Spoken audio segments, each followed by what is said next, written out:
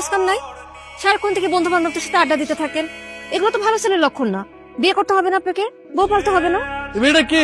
ঝড়ের গতিতে সব কিছু বলে গেল। আমি তো এবারে চিনি না এই মেয়েটা কে। চিনিস না মানে?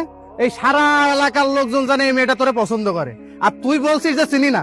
আচ্ছা, এভাবে আর কতদিন ডুবে ডুবে জল খাবি বলতো? আর একটু সময় দে না আমাকে। তোর এইভাবে সময় নিতে নিতে দেখবি তোর জায়গা অন্যজন নিয়ে গেছে।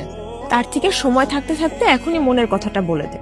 আমি তো আমার মনের মানুষকে প্রতিদিন আমার মনের কথা বলি। কি আপু, তোকে আজকালকে একটু অন্যরকম লাগতেছে। তুই কি আবার নতুন প্রেমে পড়লি নাকি? তুই না অনেক পেকে গেছিস। যা পড়তে যা। শোন, আজকে কিন্তু তোকে চিঠিটা দিতেই হবে, কোনোভাবেই মিস করা যাবে না।